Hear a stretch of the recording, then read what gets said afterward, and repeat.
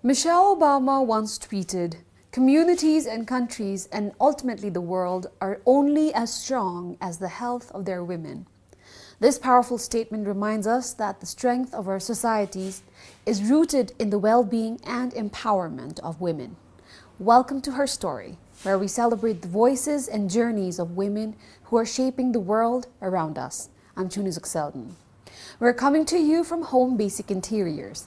Our location partner is a trendy store offering the latest furniture and stylish interior decor, perfect for transforming any space into a modern and elegant haven. Meet Yangchen, a dedicated yoga teacher and certified sound practitioner, blending ancient practices with modern healing techniques. With a deep passion for promoting physical, mental, and emotional well-being, she guides her students on transformative journeys. Through yoga and sound therapy, Yangchen helps individuals find balance, peace, and harmony. Hello and welcome to Her Story, Yangchen. Thank you so much for taking out the time to be on the show. I want to take you back to when you were a kid. How was Yangchen as a little girl? Thank you so much for having me on your show. It's a privilege and an honor to be on your show. Thank you once again. So as far as I remember, ever since when I was young, I grew up in a family where my father played a significant role in shaping my values. So, he has been, I've been seeing him or watching him, growing up watching him show kindness and compassion to both people and animals, whether as small as an ant or big as an elephant, right? And left a deep impression on me. So he always reminded me to be, kind and compassion towards all living beings, and that we are all connected on this shared planet. And and that made a profound impact in my life. And now I see myself consciously or unconsciously following that path. I see. Oh, so that is a memory that you hold close to your heart. Very much still is. But what about you as a girl, though? Like, what are some traits? So traits that I was like very hyperactive kid. I'm still am, I think. But yoga is trying to balance me, that's why I chose again to become a yoga teacher and to become a yoga practitioner. And I was very hyperactive, and then I love animals. Doesn't matter if it's a dog or a cat or a cow or a pig.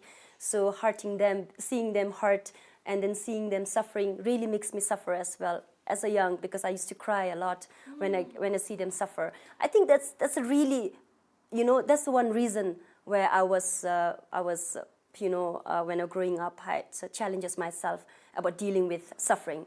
You could not separate others' suffering from yours. Exactly. And there's a term they call, I don't know if you know this, an empath. Like, empathy is great. Empathy is you feeling sorry for the other person who's suffering. But an empath doesn't realize that is not your suffering. An empath cries and hurts and suffers as much as the person. Very true. No, and that is what you struggled with. I think now I realize it's that the term that you use, empath, like maybe I was feeling too much, but being on this yoga journey really helped me to realize, right? To you're helping as much as you can, and you can't go on helping every animals on this earth to be free from suffering, because you yourself are suffering, yourself is suffering. So that's why yoga has taught me and, try to balance my life. Wow. So I'm so grateful for that I'm on this journey. So let's start, let's look at what got you on this journey. You said you were a very sensitive, emotional, and an empath as a kid. And then you went to RTC to study marketing.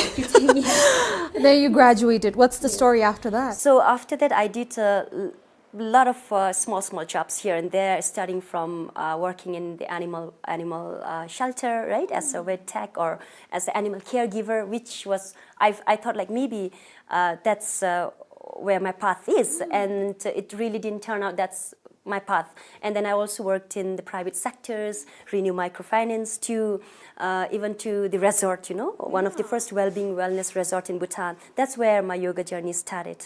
Ah, okay. And this was how many years in? It was after college, maybe like 5 years. Oh, of that. You were still figuring out. I was still figuring out what to do. By the fifth year, you got into the wellness center? Yes, yes. And then yes, that is what kicked off. correct. What about that experience made you want to study yoga? So, like I mentioned, when I was working in one of the 5-star luxury resorts in Bhutan, they had 2 in-house traditional medicinal doctors, and one of the doctors was a yoga teacher, and she used to teach me yoga because I was going through a lot of stress, like any other people, any other employees they go through, right? Trying to balance my work-life balance, and she used to come to my house, and then she used to teach me yoga, and I felt like after each session, I felt an amazing, relaxation in my body. Like I can't explain that lightness and relaxation. Then I told her, from where did you, get your certification from? And she said she went to India, Rishikesh, to become a yoga teacher. Then it really piqued my interest actually. And then I decided in 2020 January to go to India to become a yoga teacher, not to teach, but to practice, but for myself. I felt that I need that in my life. So not to teach others, just for myself. And when I came back, the pandemic hit, COVID hit, and that's where I found like maybe it's the right time to share what I have, because everybody was looking to go inward. Yeah. So wait, how long did it take in India to study? Actually, it's just 1 month. 1 month. Okay. Crash course. Yes. And in 1 month, actually, you learn just so little. And sometimes you don't even get confident enough to teach as soon as you come back, because yoga is a lifelong journey. You keep studying, you keep teaching, you keep practicing it. So then only you grow and you thrive. Otherwise, it becomes so challenging and difficult to teach and stand out. So a lot of the people say during the pandemic, Yes, although it was a very tough time for the whole country and the whole globe more, there are certain good things that came out of it. For you, it looks like it's the classes that you'd started providing for people. Yes, and then also practicing myself. And I thought never become, because it's so interesting. When I was little, I wanted to become a teacher. Then I felt like, okay, I don't have that knowledge or skill to become a teacher. I don't think so I'll become a good teacher. Then now I find myself not a school teacher or regular teacher, but a yoga teacher, right? I think specific skill teacher. Yeah, skill teacher. I think your subconscious mind is really strong in that way. I believe that a lot. Wow. So then I felt like maybe, okay, how do I teach? It was a real struggle for me. Like I could not come in front of people, and then I'm not kind of person, I talk a lot, but not kind of person where I could come in front of you and teach, starting teaching. So it took me 8 months from my training to really come in front of others and teach, because that time I was building my own brand with the help of my mentor, right? And then also self-practicing a lot, teaching my friends and families a little bit for free. Then I started the real teaching from there, September 2020. Okay, now it's been 5 years. Now it's been 5 years. 5 years, yes. almost 5 years. So what do you think is a big challenge for yoga practitioner in the country? So I feel challenges, first thing, previously back then, people did not know much about yoga, right? It's a very new thing in Bhutan, because we didn't need yoga, because we were happy. We were physically active. Yeah, physically too, active, you're mentally sound, because we were bonding so much with people, right? We had nature social and environmental. We are too connected with nature and thing. But slowly we figured it out, like, oh, we need something to take care of our mental and physical health. So from there, people really understood from COVID. I think people understood that when we are all isolated, locked down, then like when we didn't have much connection with our friends or families or outside world, then we felt like we should go inward, right? So that's why people figured out, and it was picking up a little bit. That time it picked it up. Yeah, and the one challenges was people not knowing about yoga, and then slowly now, because of pandemic, people has really started to treasure it, and then they knew that yoga is something which benefits not only physical but mental and emotional and environmental and socially as well. And second thing is being a entrepreneur, social entrepreneur, right? And when you're starting out, that's the point where you really struggle, because you need lots of help that time from the government or from the families or from the friends or from the mentor. And if you don't have that kind of support support and help, then you cannot thrive and grow, because it's really hard to start. Then third thing is consistency and discipline is where it takes you. So it's not like I do yoga today and then I try out something tomorrow, right? Yeah. Maybe like I do yoga today and I do dancing tomorrow. It's not like that. You practice yoga. You have to be authentic, yes, and every day, and disciplined with self-disciplined and self-study. You have to get there. So it sounds like a lot of work. It actually is. It actually so is. what keeps you motivated then? So what keeps me motivated is, first thing is, for example, people come to you with so much physical pain and mental pain, right? And seeing them after the session, how the session made them feel, that feeling of lightness, like I mentioned, relaxation in their body, and aligning their balance in their life, makes me feel happy and then motivated to work hard, and then maybe like I'm making a small impact in people's life and slowly in the community and society and as a country. How do you teach your classes, Yangchen? So I teach, for example, I give group classes. All sort of people come, all walks of people come. I mean, like I tell people the group class is not specifically for those who have health conditions, like, different or physical and mental health condition. They need to take one-on-one private session.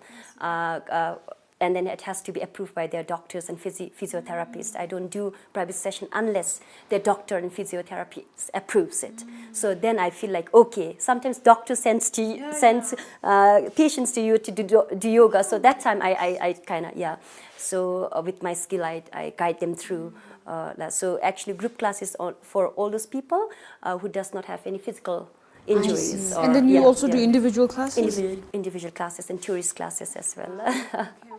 And you do it like 7 days a week? I work 7 days a week actually. I keep my weekends off, but when I get tourist classes and then others, I do it. Wow. So Yangchen, because you have been in this field of work for 5 years, and you've established your brand, Yoga Yangchen. Now, Yoga Yangchen is, you're not even Yangchen anymore, it's Yoga Yangchen. Right? That's your brand now. So what advice would you have for someone who's starting out fresh? Well, the advice that I would like to give is, first of all, is looking for a good mentor.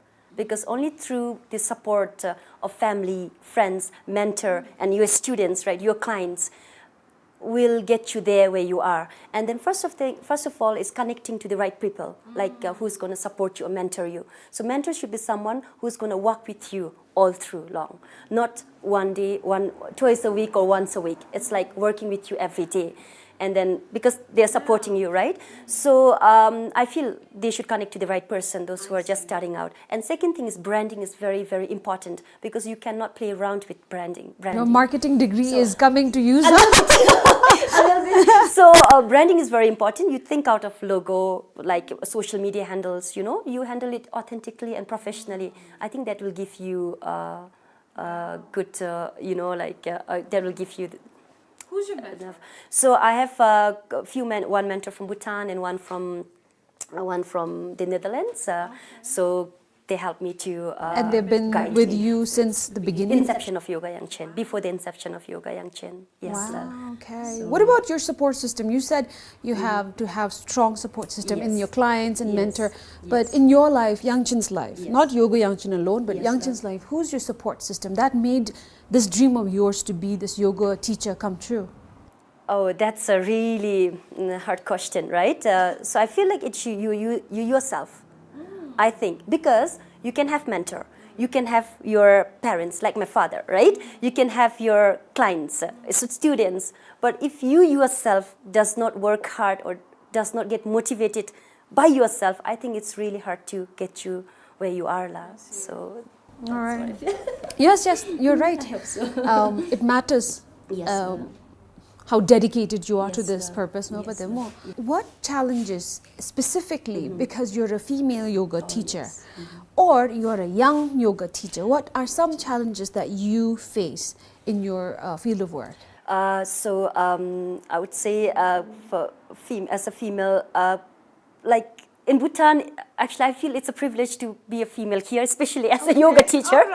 If I have to say that, but I cannot speak on others, right? So as a female teacher in Bhutan, I feel it's a privilege because you get support from left and right, and the only thing I've experienced up until now is support. From people that you know or from people that you don't know. Everybody has been coming forward to support you. And that's what I feel like, that's what keeps me motivated and stay in this country and then, you know, like contribute to the society. So I feel I'm very privileged here.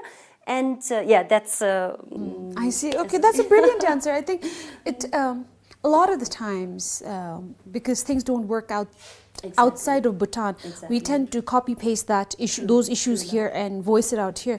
But what you mentioned here is very important and very helpful too, to give people an overview of how female yoga teachers are supported and looked up to in this country. And one thing I feel like as a service, because I'm a service provider, right? I don't have product.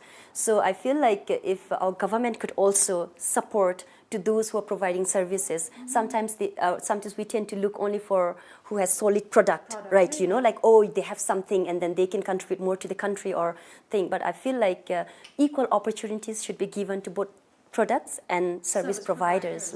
What kind of support? Meaning, like, for example, we maybe get into the competition of maybe like new venture challenge or like social entrepreneurs, right? And then they kind of give you sometimes support with in terms of money as well, cash, and sometimes support in terms of mentor, right?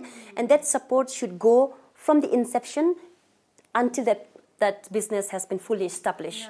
So this kind of support, not only like, okay, I've given you maybe 100,000 cash and then done enough. No, it's like they're willing to invest their time and energy of support until they're well established. So I feel that's very important. Yangchen, you have been in the last 5 years of your life, where you have worked with various clients. What has been the most rewarding experience of your life, of your career? Yeah, that's a really good question. The most rewarding, one of the most rewarding in my career has been where I've mentioned before, where, like, you know, I'm able to make an impact in somebody else's life because the clients, people that I'm getting, is majority of them have physical conditions and mental conditions, and only few are very healthy and come to me and, okay, I want to practice yoga and meditation for myself with healthy mindset and then healthy physical. So majority of them have physical condition and mental issues. Is there an example you don't mind sharing with us? For example, it's like anxiety, depression has become like a headache in Bhutan, right? Like that we suffer from headache. Yes, very, very common. And arthritis, right?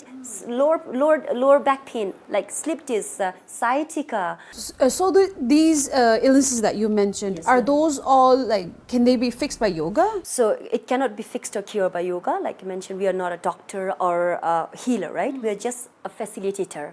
We facilitate them through yoga, the yogic models, right? So that's why they need to get approval from their doctors and physiotherapists so that they can practice yoga safely. Because in yoga, the safety comes first. So that's why I'm also taking up yoga therapy a diploma course from the Netherlands. It's a 3 years course, and where we learn to be like how to manage those illness. Especially because from now on, we can only see people suffering from illness, right? Majority of us are suffering from all those autoimmune diseases. So I feel yoga can play a huge role together with Western science. Medicine, you're right. So, and then you also do sound therapy? Yes. Well, tell me about it. So sound therapy is something, you know, it's similar, very much similar to yoga as well, right? So what yoga does is aligning your physical body as well, mental body. So what sound does is, for example, when certain sound plays with the tuning of their sound, right? So what happens in your body is our cells are not aligned as well, because our cells, because of our emotions, because of mental, right? All those issues, right? So our cells get misaligned as well. So what sound does is when we strike the singing balls, or, you know, into their tuning, so every cells in our body gets tuned into and then aligned. And So why that's is that important? Why is the cell alignment important? What does it do to a person? Yes, if it doesn't align, because same like if your organs is misaligned, so it gives you pain in your body, physical body discomfort. Same like cells as well, right? It's inside our body. It's vibrations, and then like it not if it's not aligned, so it gives you certain sorts of psychosomatic diseases or certain sort of emotional imbalances, physical physical issues as well. So that's why sound also has the same effect of yoga as well in terms of healing or in terms of therapy. If you could change one thing about your field of work to make the lives of women easier, or to make the lives of yoga teachers easier, what would that be? Yeah, that's a really interesting question. So there are so many yoga teachers around the world now, right? It is only increasing. So I feel like the only change that we can make is create a safer environment where every yoga teacher could, share their practice and get equal opportunities to use that platform and share their practice, so that we can reach out to many people, and help them. Do you mean a community, like a yoga teacher community, or what do you mean, like safe as in this sense, like the society itself, or building a community? So that's, I think there are actually so many yoga communities, but I feel like we should keep building that community stronger, because we need now it has become important that we need yoga in our life, right? And some sort of meditation and yoga in our life. So that's why if we can build that community stronger, then we can reach out to so many people's lives and maybe benefit from the practices that we share. So Yangchen, I must ask this question, because whenever we look at teachers, we never could think they would do something wrong. Just like that, you're a yoga teacher. When is your cheat day, or what do you do on the cheat day, if you have any? What are your vices? I love junk food. I love fast foods. I like staying up late, right? I watch on phones, reels and things. Well, I do all the things which people do as well, right? Normal people do. Yeah, exactly. All normal people do, and we do. Yeah. So only thing is, I know how much I can do. Yeah, moderation is very important in our life. So I don't eat all those diets. I eat normal Bhutanese food, right? But I eat with moderation, right? So some junk. Exactly, some junk all included. So for me, I cannot be extremist, right? Okay, I think that's the key feature in this. A key point here, you finding balance and finding without being too extreme. Yes, ma'am. Yes, so that's what I feel, because I practice yoga, but not to the extreme where it breaks my body, right? So I know how much to practice. I know how much to eat. I know when it's time to wake up and sleep. I know. So being aware and mindful, discipline. That's what yoga has taught me. I'm really envying you right now as I'm listening to you. I wish I was as disciplined as you, and I wish I had taken up something healthy, a healthy lifestyle like yours. We realize, I mean, like everyone has, like their day, comes the day where they realize, right? I mean, like, I think being aware that you have to do that itself shows that, that you're one step ahead then. The others, the other junk eaters, alcohol drinkers. Okay, Yangchen, my last question. Yes. In your own words, complete the following sentence. Tupka, Yangchen is. So see, I mean, like, it's so difficult to, right, tell who I am. Still, I've been practicing this, right, to identify myself, because I still struggle with that question. So I would say that I still struggle with this question. When I say Yangchen, I don't know, should I address my physical? Should I address my mind, right? It has become a Of challenge. your profession. Sometimes, yes, I have had various, I asked this question, and I want to see how women identify themselves. A lot of the times people end up identifying their profession. They say, is an engineer, a passionate engineer, and that is their profession, which is why I was asking you, and I like how you did not answer that question. This is the first on the show, because, and this is, I think it speaks about how you are introspecting and how you keep yourself in check, and you are asking big questions. So this question is difficult for you to answer, and I completely understand, Yangchen. Anyways, thank you so much. we will go to our next segment, Tupka, which is the short questions.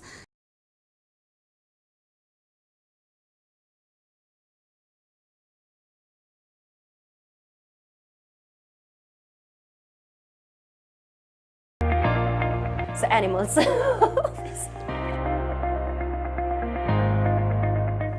Always snowy. Yeah. Deep sea.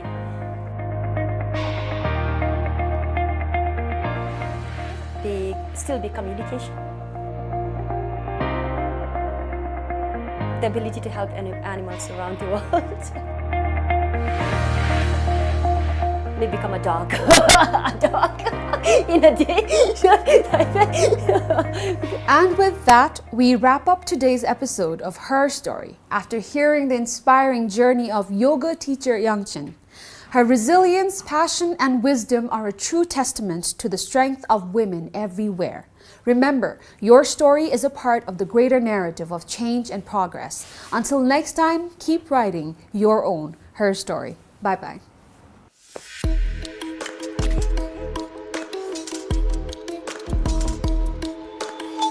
Once selected, enter the number of votes you wish to cast. Choose RMA Gateway as your payment method and proceed. Next, confirm your vote and follow the steps provided by RMA. This includes entering your bank details and verifying the payment through OTP.